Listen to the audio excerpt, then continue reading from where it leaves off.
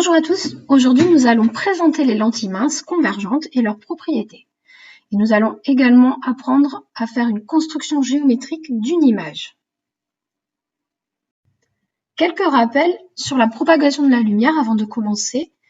Vous avez ici votre poisson qui est ce qu'on appelle en optique un objet diffusant, parce qu'il diffuse de la lumière dans toutes les directions. Alors pour représenter ce phénomène de diffusion, on peut le représenter comme une onde lumineuse qui se propage de manière uniforme dans toutes les directions. Donc une onde sphérique.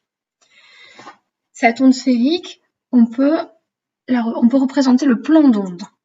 D'accord ? C'est tout simplement la tangente de chaque sphère qui est représentée ici. Et donc on revient sur le poisson qui va émettre de la lumière d'un milieu dense, qui est l'eau, vers un milieu qui est moins dense, l'air. Alors, qu'est-ce qui se passe au niveau de la lumière, de l'onde lumineuse qui est émise? On va la représenter uniquement par le plan d'onde, parce que c'est plus simple à représenter. Donc la propagation dans l'eau se fait de manière homogène, et au niveau de l'interface eau-air, vous avez une brisure du plan d'onde qui se poursuit, et ensuite, là, à ce niveau-là, la lumière se propage dans l'air. On va tracer la normale, c'est-à-dire la droite qui est perpendiculaire à l'interface eau-air et qui est au niveau de la brisure du plan d'onde. Et ce qu'on appelle rayon lumineux, c'est tout simplement la droite fléchée qui est perpendiculaire au plan d'onde à chaque fois. Et là, on reconnaît ce qu'on appelle le phénomène de réfraction de la lumière. Entrons maintenant dans le vif du sujet. Une lentille en physique, c'est un milieu transparent homogène qui est limité par deux surfaces dont au moins une n'est pas plane. Et il faut également qu'il y ait un axe de symétrie. Je vous ai mis quelques photos. Vous avez aussi une loupe qui est faite d'une lentille. Alors, l'axe de symétrie, on va le représenter par une droite en pointillé. Et on a bien, si on simplifie et si on schématise la lentille, deux surfaces dont là ici les deux ne sont pas planes et on a bien une interface R vert qui sont tous les deux des milieux transparents. Cette lentille convergente, elle reçoit de la lumière. Cette lumière, elle est représentée par les plans d'onde successifs, donc les traits blancs que j'ai dessinés. Et on remarque que à chaque changement de milieu, donc passage de l'air au vert et ensuite à nouveau du vert à l'air, eh bien vous avez une brisure du plan d'onde. Et si on dessine les rayons lumineux, de sorte qu'ils doivent être toujours perpendiculaires au plan d'onde, on observe bien que la lentille convergente, elle dévie la lumière. Après, au niveau du vocabulaire, on appelle axe optique le plan de symétrie, l'axe de symétrie de la lentille convergente est représentée ici, et donc une lentille convergente, elle provoque la déviation de la direction prise par la lumière. Étudions maintenant les propriétés des lentilles convergentes. On remarque sur cette photo que lorsque les rayons lumineux arrivent perpendiculairement sur la surface de la lentille et qu'ils sont parallèles entre eux, les rayons lumineux, eh bien on remarque qu'ils se coupent en un point qu'on appelle foyer image. Alors on va représenter le schéma de cette situation. Là vous avez l'axe optique qui est l'axe de révolution de la lentille. La lentille, on la schématise ainsi par une double flèche. On représente le foyer image que l'on notera F' par la suite. Eh bien, lorsque un rayon lumineux arrive perpendiculairement sur la surface de la lentille, eh bien celui-ci passe obligatoirement par le foyer image. Autre observation, eh bien on remarque que si les rayons lumineux émergent de la lentille parallèles entre eux, ce qui est le cas ici, alors ils proviennent tous d'un point appelé foyer objet.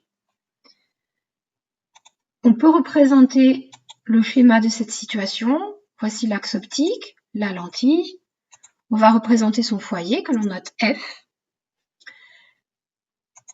Donc, si des rayons passent par le foyer objet d'une lentille, ce qui est le cas pour ces deux rayons-là, eh bien, ils ressortiront parallèles entre eux et perpendiculaires à la surface de la lentille. Enfin, on peut remarquer qu'il existe un rayon qui n'est pas dévié, c'est celui qui passe par le centre de la lentille. Le centre de la lentille, on le note O, on peut le représenter sur les schémas, et c'est une des propriétés de la lentille. Le rayon qui passe par le centre optique de la lentille n'est pas dévié. Nous allons tenter maintenant d'essayer d'obtenir à partir d'un objet, donc ce sera notre flamant rose qui diffuse de la lumière dans toutes les directions, et bien d'obtenir son image à travers une lentille. Donc nous plaçons l'objet, la lentille, son axe optique, voilà son image. Et bien on remarque qu'elle est renversée et agrandie. Pour expliquer pourquoi cette image elle est agrandie et renversée, il va falloir utiliser les propriétés de la lentille pour effectuer ce qu'on appelle une modélisation. Pour cela, nous allons déjà placer l'axe optique ainsi que le schéma de la lentille convergente. Nous plaçons les 3 points caractéristiques de la lentille, le centre optique O, le foyer objet et le foyer image. On remarque que le foyer image est le symétrique du foyer objet par rapport à la lentille. Ensuite, nous plaçons notre objet, alors simplifié par la droite AB. A et B sont appelés des points objets. Ils appartiennent à l'objet. Cet objet, il diffuse de la lumière dans toutes les directions, et notamment un rayon lumineux nous intéresse, celui qui arrive perpendiculaire sur la surface de la lentille. Parce que celui-ci, on sait qu'il va passer par F', le foyer image. De la même manière, le rayon qui passe par le foyer objet, eh bien on sait qu'il va ressortir perpendiculairement à la surface de la lentille. Et là, il faut remarquer quelque chose, c'est l'intersection qu'il y a entre ces deux rayons émergents. Cette intersection, elle correspond à l'image du point objet B. Ensuite, pour obtenir l'image du point objet A, eh bien on sait que A étant sur l'axe optique, eh bien le rayon qui passe par A ne va pas être dévié. Ainsi, l'image de A sera sur l'axe optique également. Et là, nous avons notre image que l'on note A', P'. Et qu'est-ce qu'on remarque? Qu'on a bien une image qui est agrandie et renversée, tout comme notre flamant rose tout à l'heure. On peut aussi se demander de quels facteurs vont dépendre la taille et la position de l'image obtenue à travers une lentille. Ici, si on éloigne l'objet, eh bien on remarque que l'image obtenue, elle est réduite et renversée.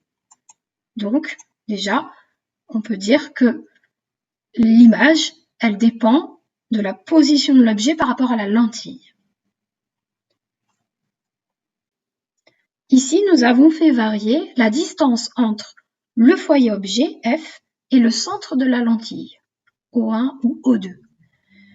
Eh bien, on peut déjà remarquer que les images ne sont plus de la même taille, ne sont plus au même endroit sur l'axe optique.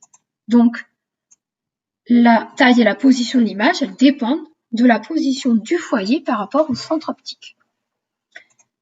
Dans une situation, nous avons une image faiblement agrandie et renversée. Et dans l'autre situation, nous avons une image réduite et renversée. Ainsi, on en déduira que la distance entre le foyer objet d'une lentille et son centre est importante. Ainsi, on appellera distance focale, qu'on notera petit f, la longueur f, O. Et on caractérisera une lentille par ce qu'on appelle sa vergence, qu'on note V, Et V, ce n'est rien d'autre que l'inverse de la distance focale, donc 1 sur F. F s'exprime en mètres, puisque c'est une distance, et l'avergence s'exprimera en mètre moins 1. Le mètre moins 1, c'est associé aux dioptries. Voilà, c'est terminé pour cette première partie d'optique. À bientôt!